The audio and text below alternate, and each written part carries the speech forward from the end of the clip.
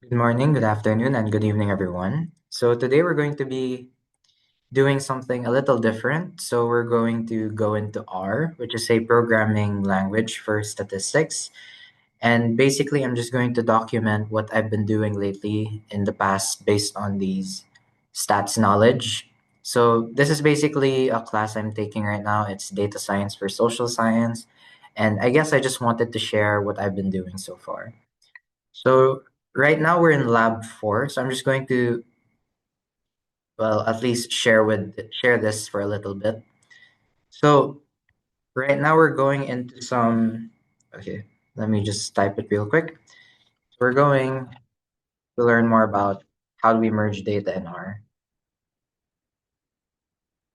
right? So if we're given data sets, how do we merge them together? Well, for one, we can just apply both of them based on some common column that they have, right? So I'm going to talk more about what that exactly means. So today we're going to talk about so today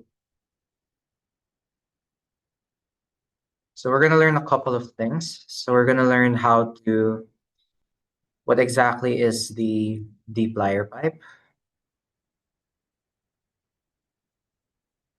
right?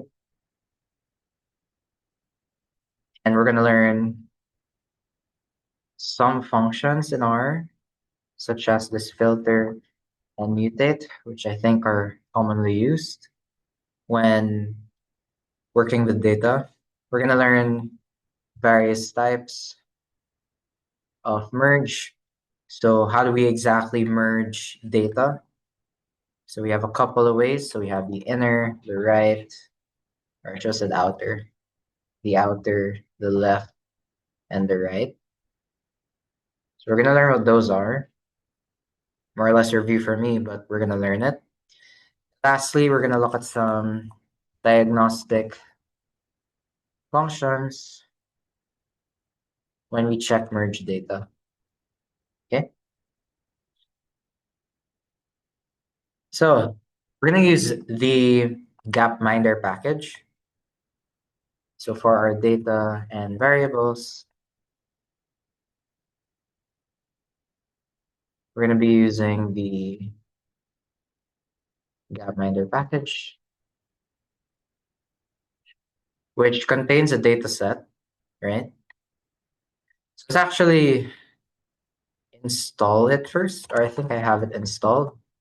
But the way to install it is to just do install.packages, and then we can install it. So in this case, Gapminder. Now we can run this, and it's installing. I think I know why it installed, because I installed a new version of RStudio, which is the IDE for R that I'm using.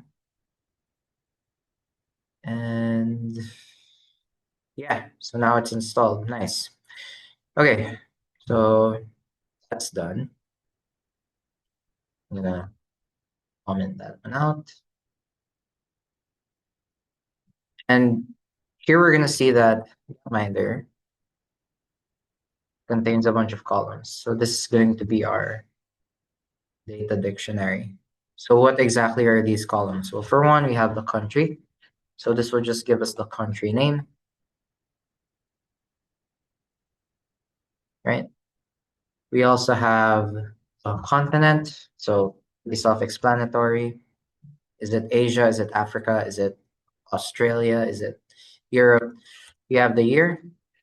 This is basically, well, you already know what year is.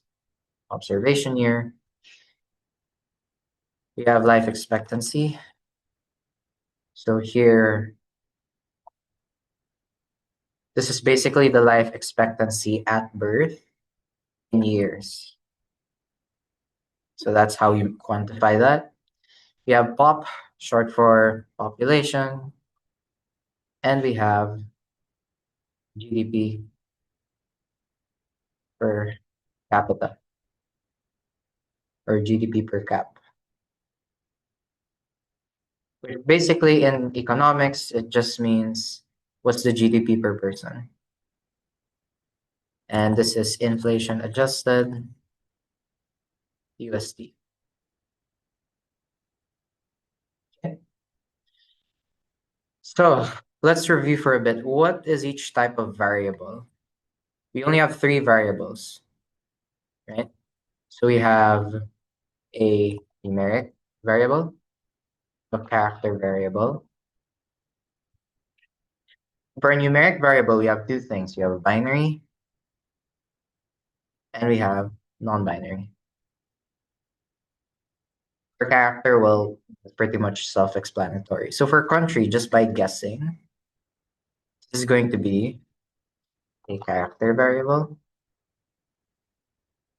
For continent, I would assume it's a character variable. Basically letters. That's what that means. For the year, this is going to be a non-binary numeric variable because we're going to have different sorts of years. I said country, didn't I?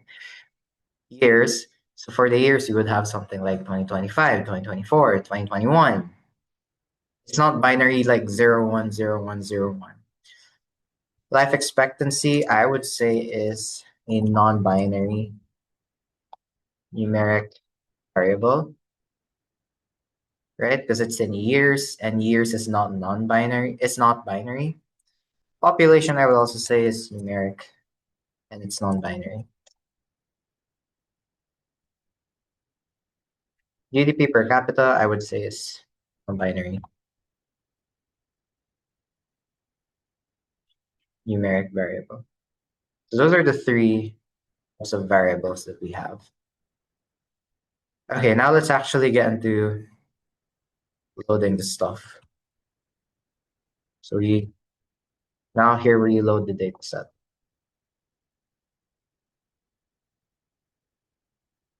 Right? So here I'm going to use dplyr as a library. I'm also going to use the Gapminder because that's where we installed that to get the data set. And then we're going to assign this data to Gapminder. And if we run it, it should work. Doesn't, one of the packages are not installed. Our mass. So it was built under R version 4.5.1. So it's a bit old, this data set. So here we see it actually loaded, the data set. We can do a lot of stuff with it. So for instance, we can look at, just to show that it works, we can look at the first 5 things. So we do head, and we can see these are the first 5 things, or 6, my bad. 6 things, right? Cool. Okay, so we know it works. We have each variable in there. These are only 6 things. To get the total, we can do this, and we can look at 1,704 rows of data. Okay, so we know it works. Right. So we're going to talk about a concept called the dplyr pipe. And this is, so in base R, we do a percent, a right arrow, and a percent. So that dplyr pipe, right? So basically what this does is it lets you, okay, I'm not going to type that out. In other words, okay, let me try to, so I'm reading it. I'm going to try to explain it in a way that works.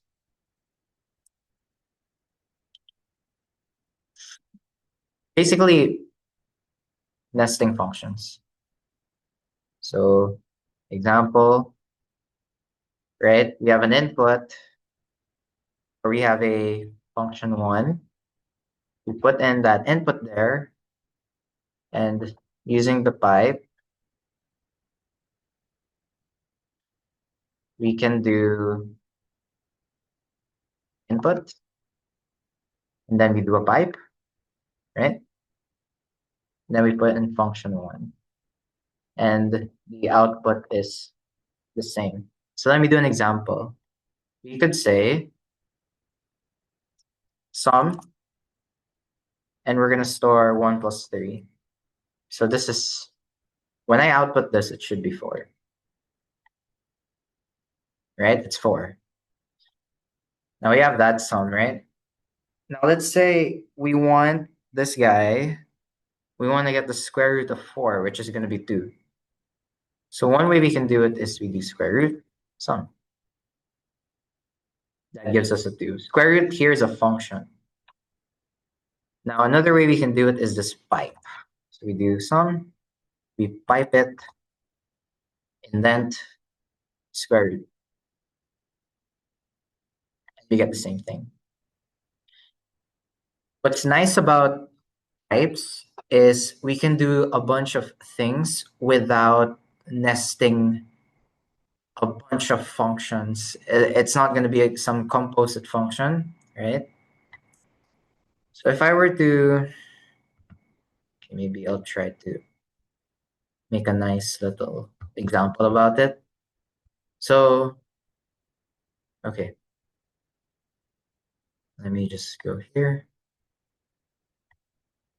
So, for instance, oh shoot, I forgot my. That's fine. So with that nesting, the difference between nesting and using pipe lets us organize code. It lets us see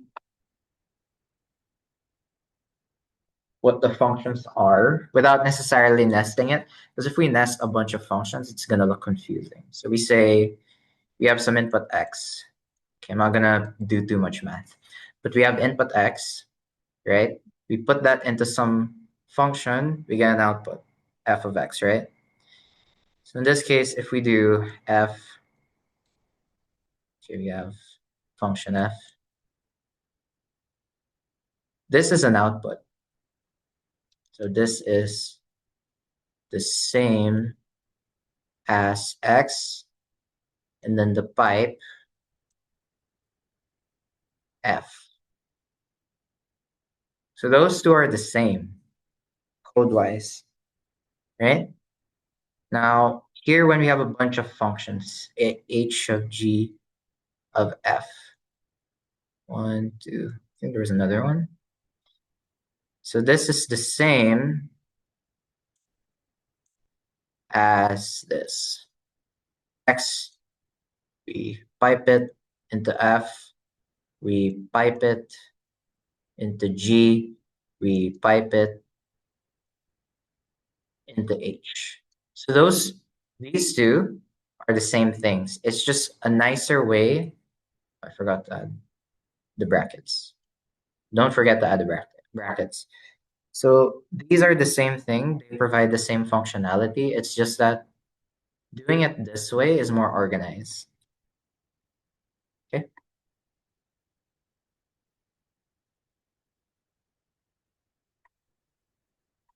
Okay, let me go back. That's an example of what a dplyr pipe can do. Okay, I hope that makes sense so far.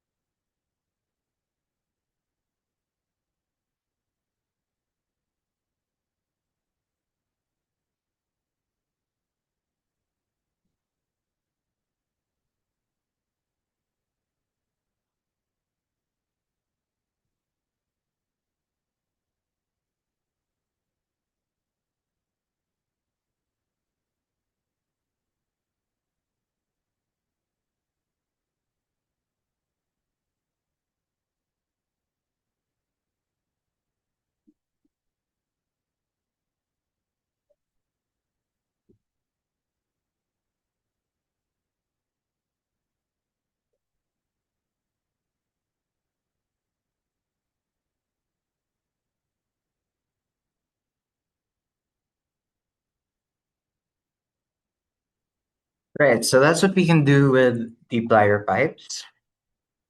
So,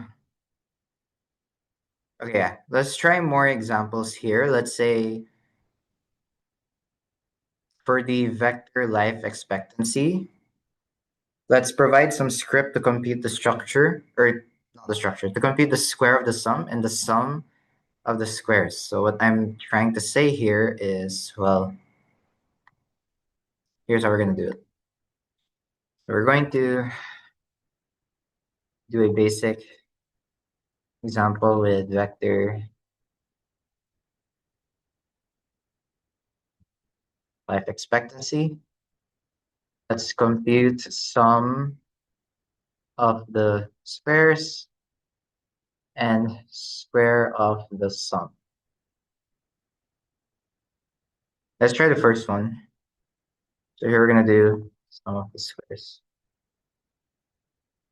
Okay, so let's try. How are we going to do this? First, we have to sum the life expectancy. So if we output that, well, life expectancy is not found. Why is it not found? That's funny. Then load it, or just need to. Oh, wait, what's it say? Add. Yes. I need to look at the columns. Life expectancy. Oh, I think I know why. DF dollar. There we go. Yeah. So I forgot you want to put the DF and then the dollar because it's referring to the data frame and the specific column that you're looking for. And then when we square that, what's that going to be? Well, we just do this squared, right? Then we get 1027069647. Now let's try piping it. So using the pipe, you do ds life expectancy, and we do a pipe, and then we put that into the sum, and then we pipe it again, and we put that. Here we add a dot, which represents the argument that we're doing. And so it doesn't work again. Why not? Oh, I see. We don't have to put the parentheses. Yep, there we go. That's how we do it with the pipe. Let's try square of the sum. So without the pipe, how would that look like? Well, okay, we can try. Well, of course, let's try getting the square first via life expectancy. We square this whole thing, right? When we square that, oh, we get a lot of values. Why? Because we're squaring each observation, right? We're squaring each of these. Anyway, then we want to get the sum. That's how we're getting at the sum of, wait, square of the sum. Sum. Oh no, I reversed the order. Square. Wait. Sum the squares. No, this is square of the sum. And this is sum of the square. Okay. My bad. Right. So if we get the sum instead, we're gonna get a single value. There we go. And if we want to do it using pipe, what do we do? Pipe expectancy, we do a pipe. So first we put it into the squared function, and then we pipe it again, and we put it in sum. And there we have it. So you can see how it's way nicer, or at least I like to think it's nicer when we put pipes instead of putting them in nested functions like these. It's more readable for one. Even though it takes like what, 3 more lines of code than just one, it's still more readable. But this is especially useful when we have long functions that we want to put our vector in, right? So that's how we do it. Okay, now let's try this. I loaded the thing. I'm just checking if my answer is square of the sum. Okay, yeah, that's right. Okay, now we're gonna talk about, I don't know why I did that. Actually, it's fine. Yeah, so this was the dplyr. Now we talk about filter and mutate, right? So we're done with the dplyr pipe. We're gonna talk about this thing now. What exactly are filter? What is mutate? What is merging? Cool. Okay, let's just do it.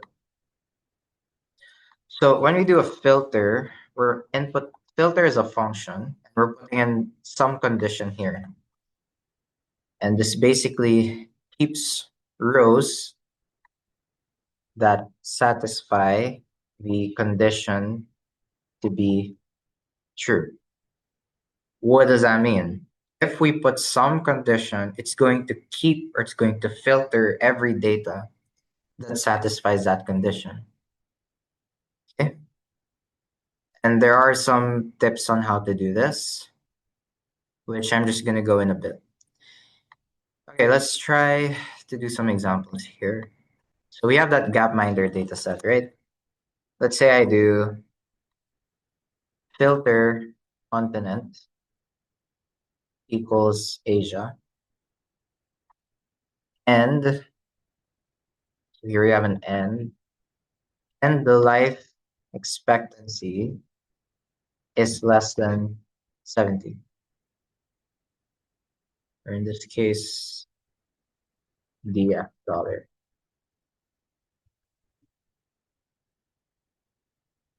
What's that gonna output? Well, for one, let's find out. Continent not found. Oh, because we didn't put DF dollar. Oh, error in use. Wait, did I use this correctly? Oh, I did put filter, which is funny. Fil, I didn't spell it wrong, no? Filter, or let's try doing the pipe. And then we can completely get rid of this. Let me see. Let's see. There we go. Okay, so another thing about filter, I guess, is we have to use the pipe for it to work, which is interesting. It's also weird. Oh wait, I think I know why. Let me do df, comma. Is that gonna work the same way? Ah, okay, okay. So df should be part of the argument. So when we do a pipe, it actually puts that df into the filter function. That's why the pipe is so important. And here we don't actually need to put dollar signs because it already knows which data frame it's coming from. That's what this filter function does. So it's a very convenient way of doing it. Okay, so here what it's doing. So I'm just gonna say it. What this is doing, basically, so in this data, we want continents in Asia. So specifically, so we want data on continents specifically in Asia and life expectancy less than 70. So if you look at a couple of them, well, here we can see, okay, here we see Asia, Asia.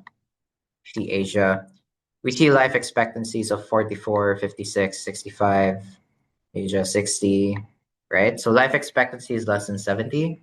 And all of the continents here are from Asia. So this is a very nice way to filter data sets if you want something very specific. Okay. Okay, let's try another one. Let's do let's do a DF pipe again.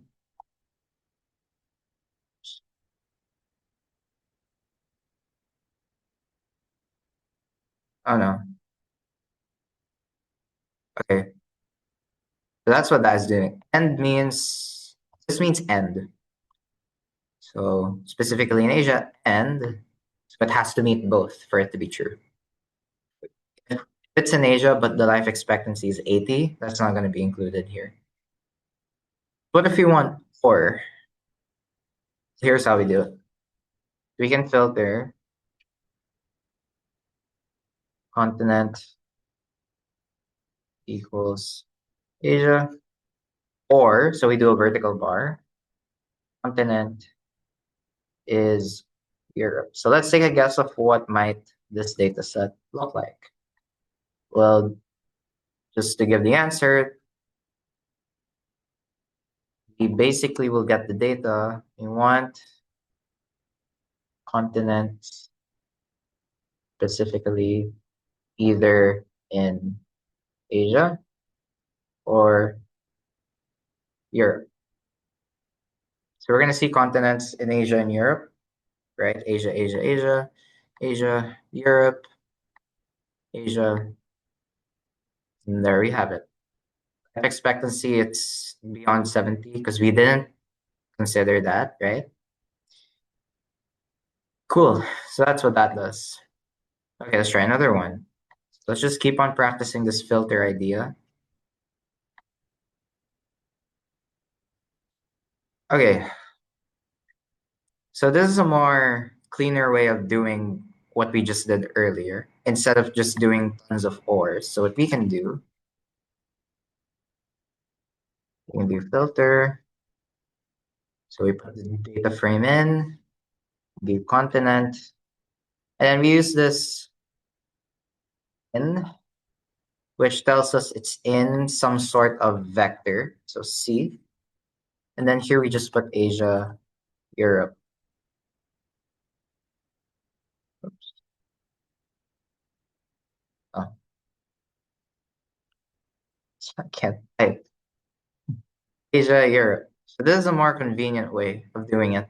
It's the same thing, right? So this is same thing as the previous, we call this code snippet,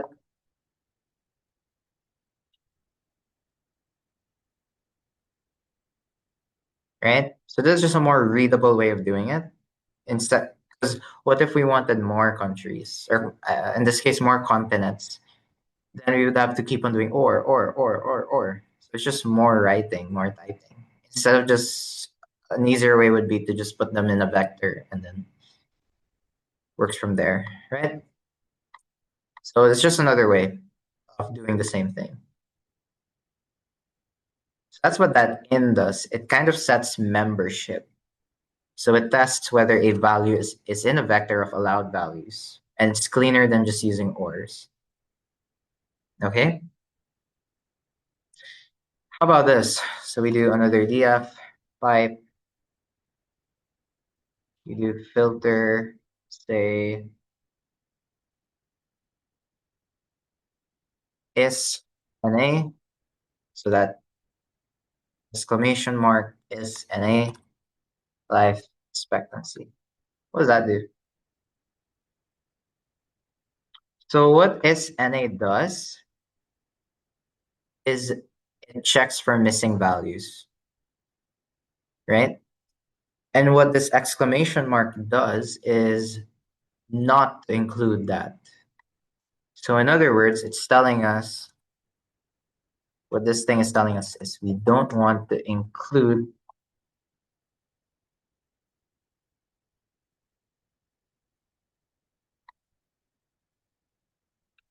SNA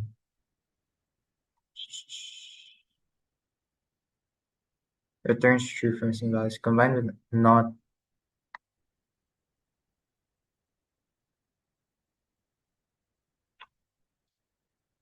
Okay, actually, let's run it. I'm a bit confused with the wording, but let's run it. Okay, we have 1704. How many rows are these?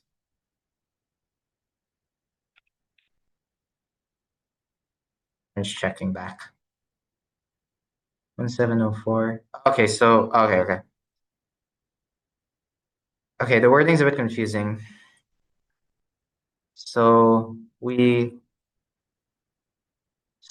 not exclude missing values. So basically,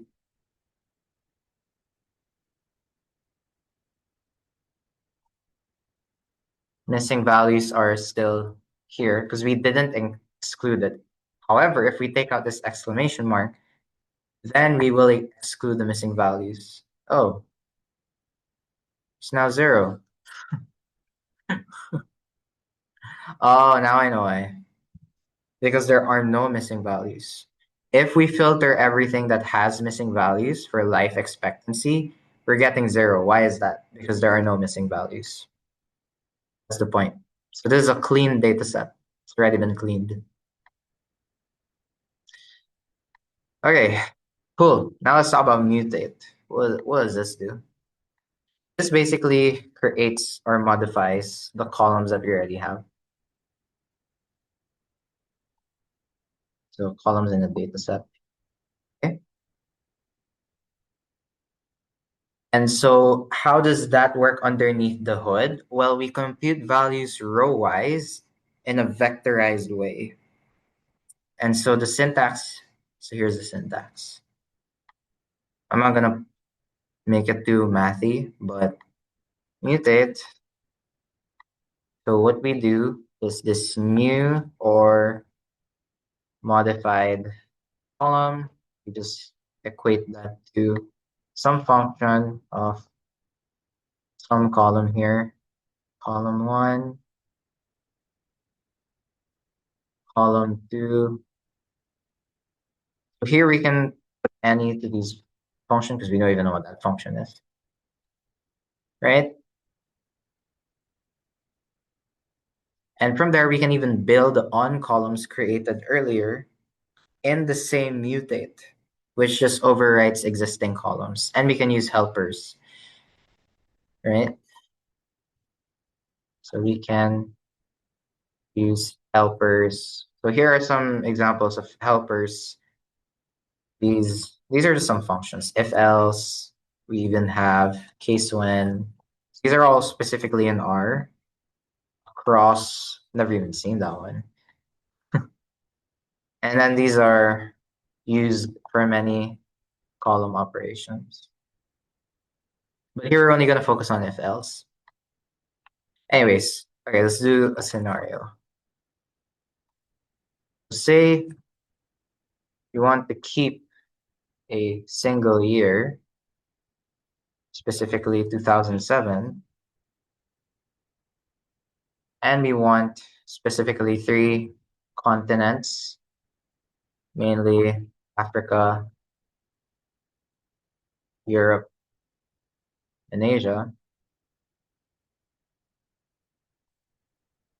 Then we create the GDP total. In this case, you want it to look like this,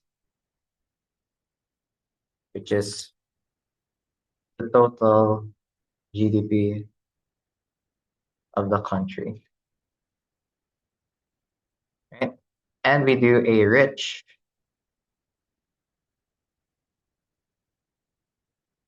variable. So for the column, and this is going to be a numeric binary variable. So basically this tells us if we're rich or not. That is 1 for countries with GDP per capita, let's say over 28,000, which is big, and 0 if otherwise. So here we're asking for a very specific data. And we can do this all using R, right? So how do we do this? Well, so okay, I'm gonna put some comments. So we're going to create GDP total and rich. So how do we do that? Well, for one, I'm going to save this data frame, df, and then we do some pipes. Because we know we're going to be doing a lot of wrangling here or playing around with data. So we first want the year to be 2007, so we can use that filter. And we want it specifically 2007.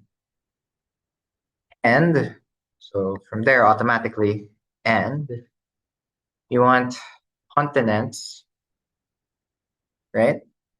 And it says Africa, Europe, Asia. So there's an easier way to do this. You can do in C. So we put them in a vector. Africa,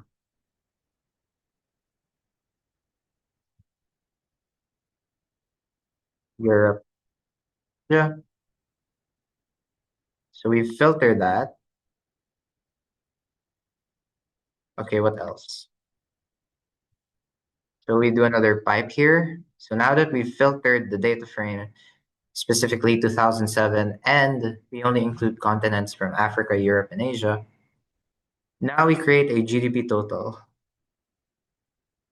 How do we do that?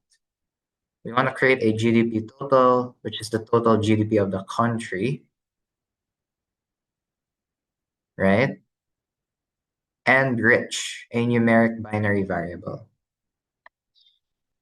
So the way I would do that is here, if we want to create something, we use mutate. And what do we want to create? GDP total. And then we want to include some function here that somehow gives me the total of countries, right? So what function do we put? Well, that one's very tricky. So what I'm gonna do is I'm going to multiply GDP per capita by the population. What does that do? That gives me the total GDP. So GDP per capita times population, that gives me the GDP total. Okay, say we have this 1952, 1957. If we multiply the GDP per person in that population, we're gonna get the total GDP. Okay, so we do GDP times pop. And then another argument here, rich, we're creating that as well. Then here, rich, what does it mean to be rich? Well, it's going to be 1 if countries with GDP per capita are over 20K and 0 if otherwise. So we do that if else function. So if GDP per capita is greater than 20,000, then we put 1 if yes, 0 if not. There we have it.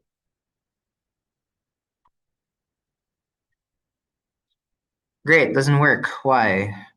Continents, oh, okay, continent. Yeah, very type-ish. GDP per cap, what does it say? Oh, per cap. We don't lowercase c. Okay, there we go.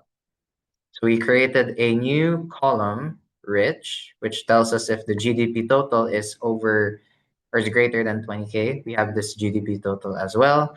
And we filtered the continents, or we filtered this data set to be specifically 2007. And the continent is specifically in Africa, Europe, and Asia. Cool. Okay.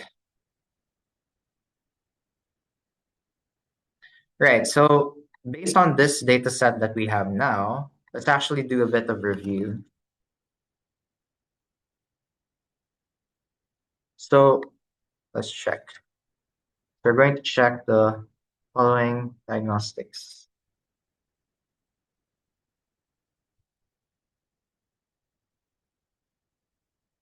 using the pipe rather than nesting and appropriate. So sometimes it's better to use the pipe because we don't want too many nesting functions,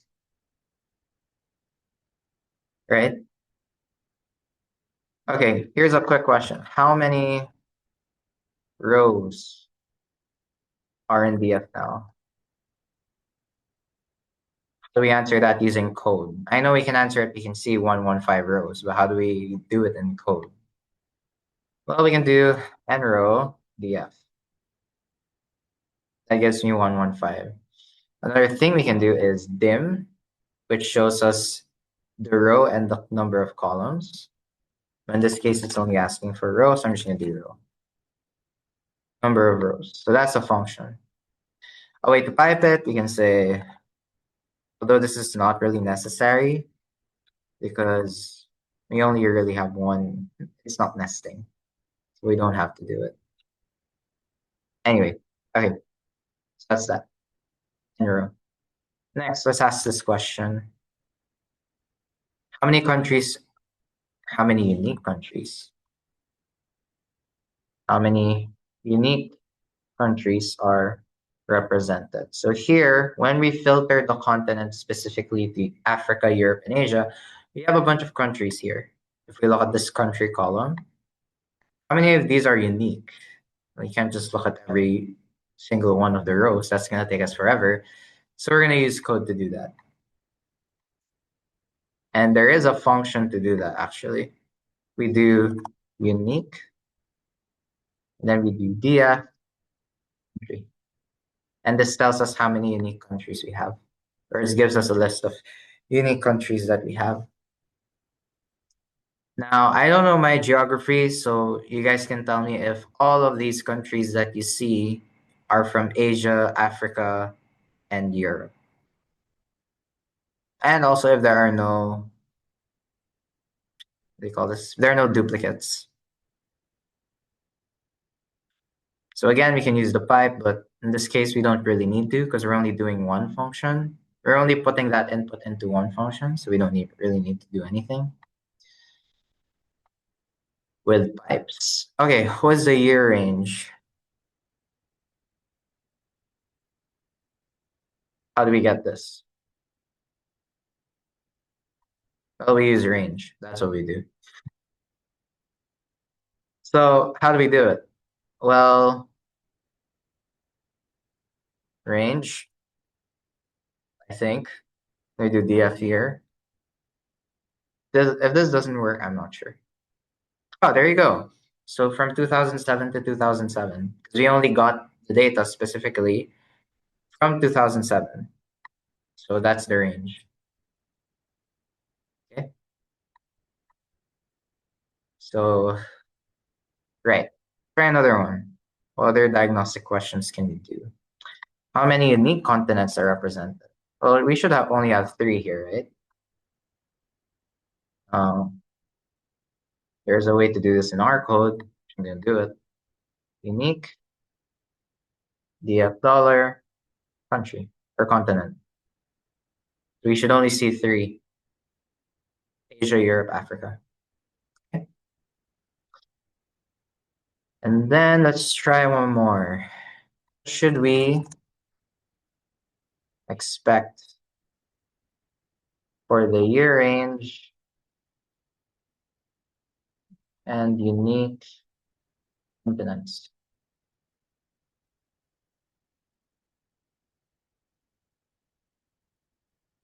Do our diagnostics match what we should expect? Well, yeah, we thought about that. Let's say the range is 2007, continents are these three. So it does match what we expected. Okay. Cool. Okay. And I think this is the last one. So now we're actually going to talk about merging.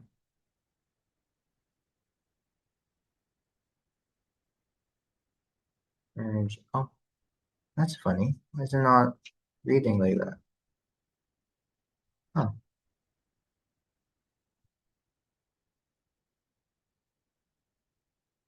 Oh, my bad. Whoops. Weird. It's not reading my comments.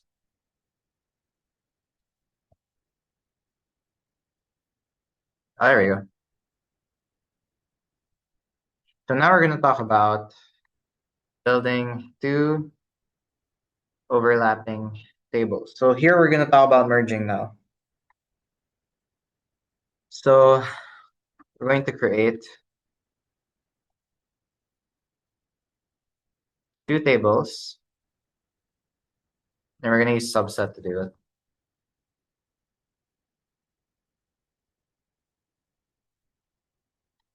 So say, oops, table A, or this data is going to contain observations. I should have put, uh-oh, I did not mean to do that. A space there. So table A is going to contain observations from, or specifically in Africa and Europe. So we use that filter thing, right? And should retain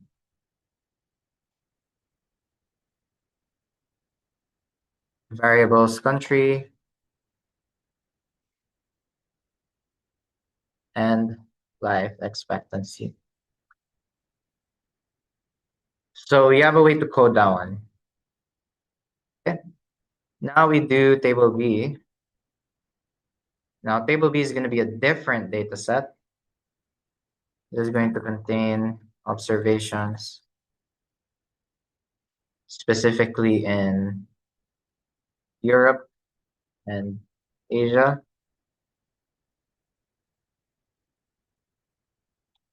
And we should retain variables country, GDP per capita, and GDP total.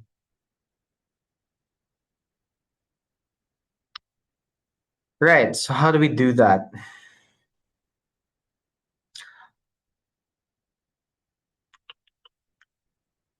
Okay, let's try A. How do we get A? Use table A.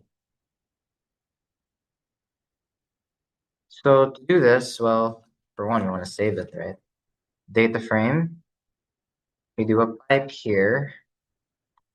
And then what? You want a subset. So that's a function. It takes in that data frame. Then we do this continent, and then we set membership. So we do in. Then we, so in this particular vector, so in Africa, oops, Europe.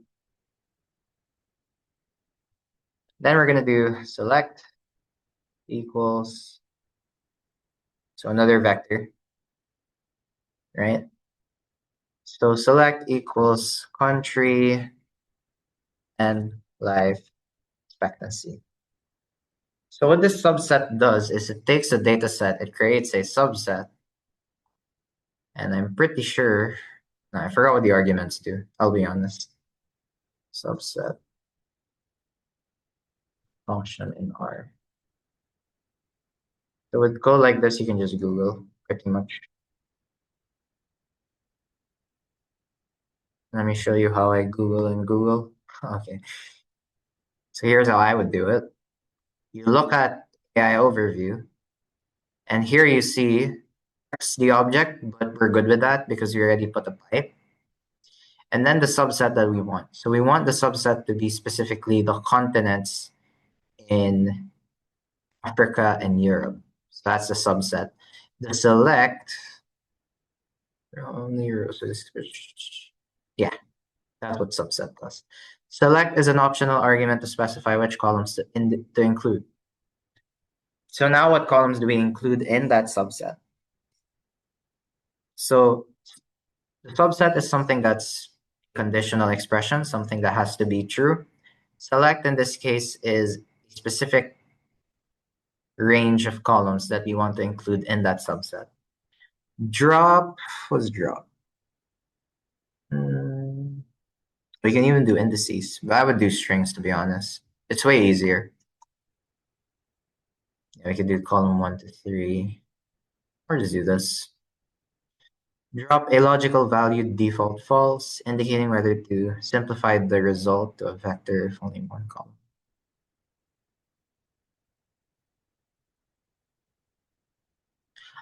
Basically, we can convert this subset into a vector. So it's just going to be one thing, and it's going to be a vector. If we set this drop to true, we drop the data frame, we make it a vector. In this case, we're not doing this, so we don't really need to. I'm going to go back to my code. So here, yes, we have the subset. So we want specifically continents in Africa and Europe. And then we select a country, or no, yeah, we select the column specifically country and life expectancy. And that should give us a. There we have it. So it's a subset, right? And we only included the country, specifically in Africa and Europe, and we selected country life expectancy. What we mean by that is those are the only columns that are going to pop up. To check, I guess we can include continent. It's going to appear right here. And we can see, okay, these are all Europe and Africa. 82 rows. There we have it. Nice and easy. Okay, let's do for table B. Actually, I'll include it here. Now for B, again, we do the same thing. The type. So this is a nice way of looking at it. So again, we do continent. We want Europe and Asia. Continent, set membership in C, Europe,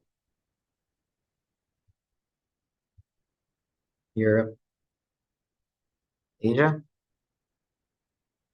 And then we want to select or retain the variables. We want country, GDP per capita, and GDP total. Then we can include B. We can actually display both. R does this in a very nice way. So this is table A, this is table B. Okay.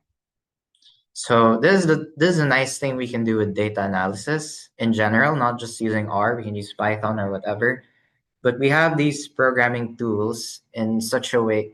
We have these programming tools that we can use in such a way to look at data from a different perspective, or look at specific parts of the data, or filter, or whatever.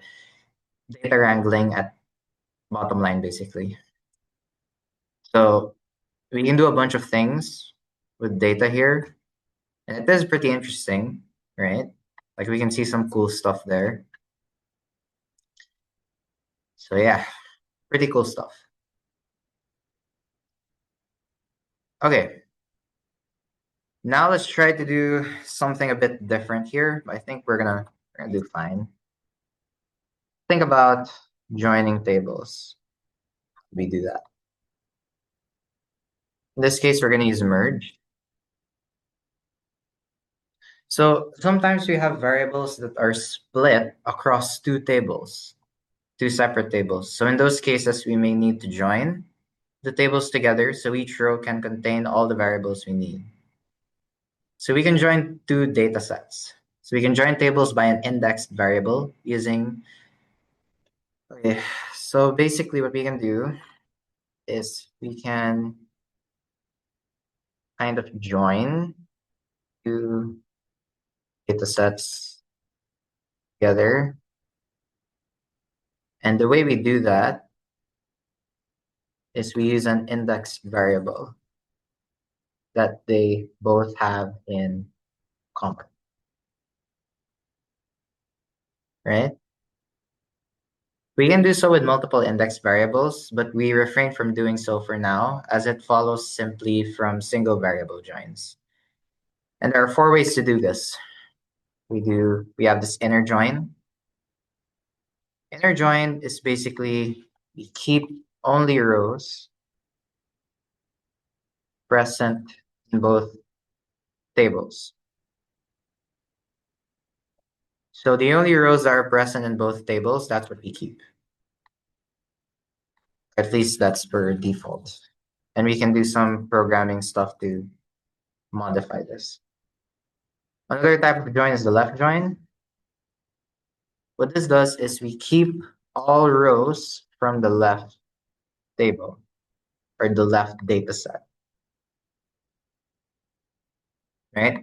That's actually, okay, I'll show what the function looks like. Merge. Say we have A, B, right? So we have table A.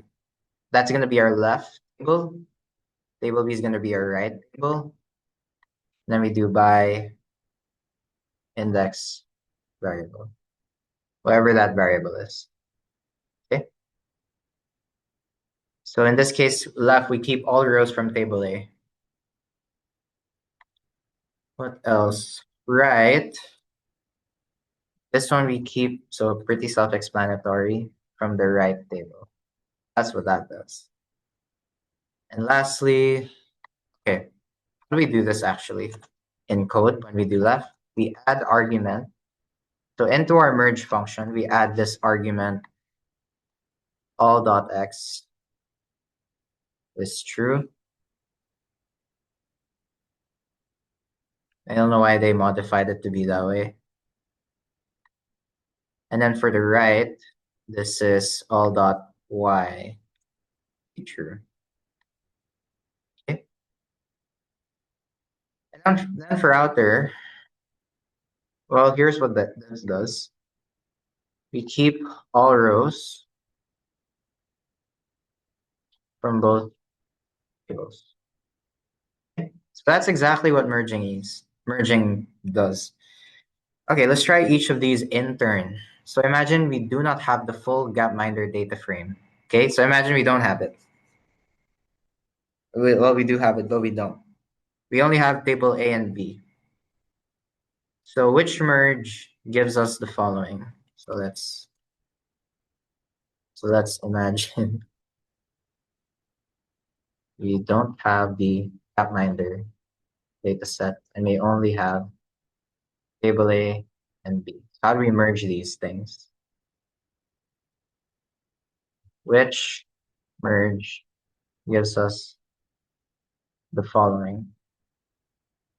So say we want only countries in Europe. Now with the Gapminder dataset, we can easily do this with filter, right?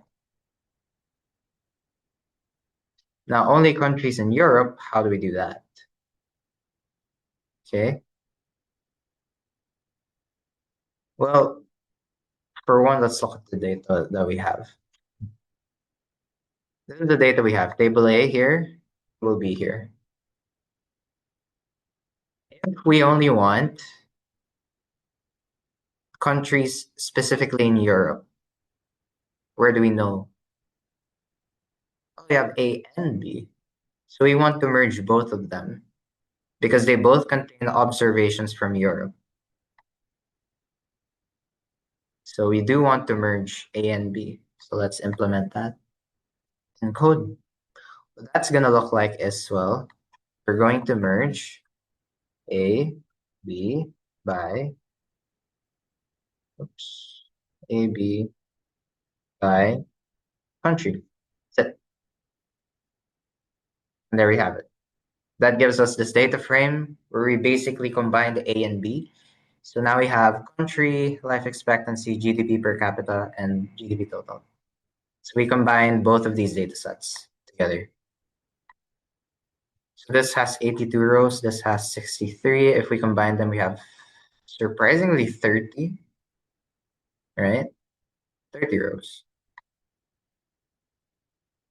I probably know why, because it's much longer. Anyway, Okay, let's try another one.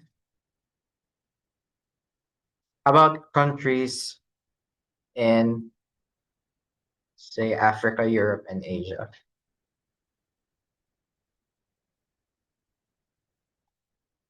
How do we do that? Well, which ones, which of these observations have it? Africa, Europe, Asia. Oh, shoot, all of them have it.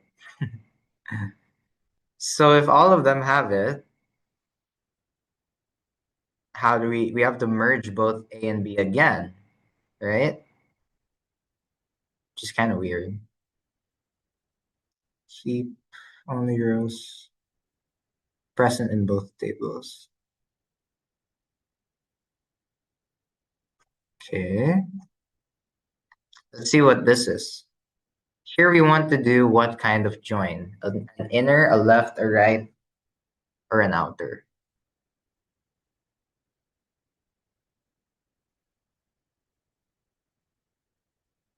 Well, how I would do it, I would do a left join, right? So we keep everything from the left table that contains Africa and Europe, and then we join it with B.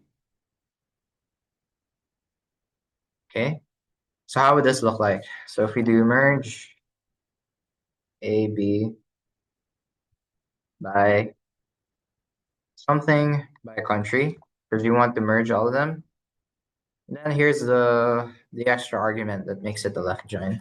All dot x equals true. So if we run this, what we're gonna have these guys. So here we notice we have some NA values. Why is that?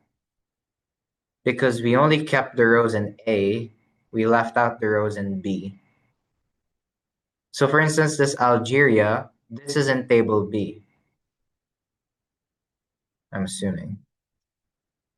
Oh no, it's in table A. Algeria. Algeria is in table A. Okay, I forgot. Algeria is in table A. And here, it doesn't really include the rows from GDP per capita and GDP total. So we don't see it. It's NA. Oh, so that's what it means. I see. So in this first one, we only included specifically the countries. In this first one that have all of these values: life expectancy, GDP per capita, and GDP total, right? And I think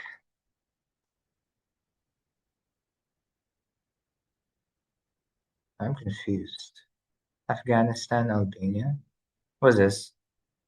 Albania has, but Albania here doesn't really. Does it have here?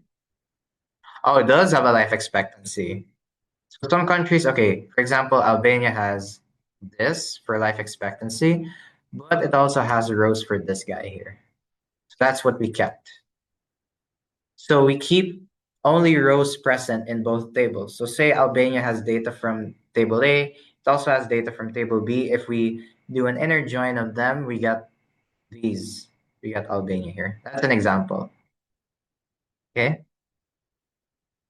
Here in this case, we include everything from the left data table. So everything from A.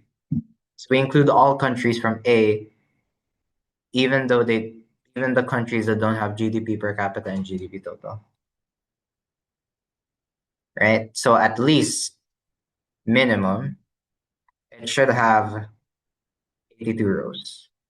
And we did include that. So we have 82 rows here. Cool.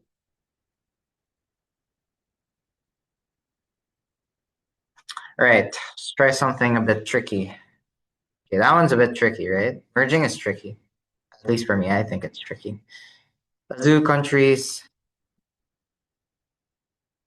in Europe and Asia. How do we do that in code? Let's think about it. So table A has Africa and Europe. Table B has Europe and Asia. We want Europe and Asia. So we want only B. right? But we also want some from A. So what we're going to do is we're going to include everything from B and some from A that's specifically in Europe. So we would do a right join, right? Which we just keep all rows from the right table. So that's going to give me merge. And then we do A, B. Then we do I. I think we do. Oh, did I type in country? Oh, I did type in country. Okay. Then we do all dot Y. Sure. So if we run this, there we have it. We have some missing values from table A, but we included everything from B because we want countries in Europe and Asia. Okay. Right. Let's try last one. That's merging. Let's do countries in Africa and Europe.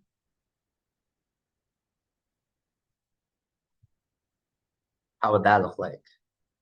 Oh, okay, we run it. Let's see. Here, if we want Africa and Europe, so if we look at this, A has Africa and Europe, B has Europe and Asia. We want Africa, wait, Africa and Europe. Oh, you're right. Africa and Europe. We include everything from A and some from B. Wait, didn't we do this already?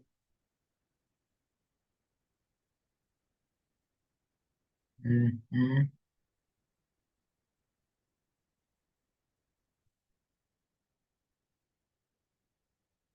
Okay, here we would do an outer merge. So you do AB by country, all true. That's what we would do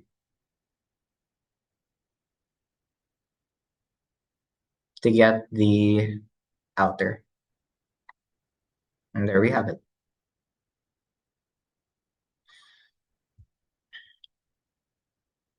So it keeps all rows from both tables. Okay.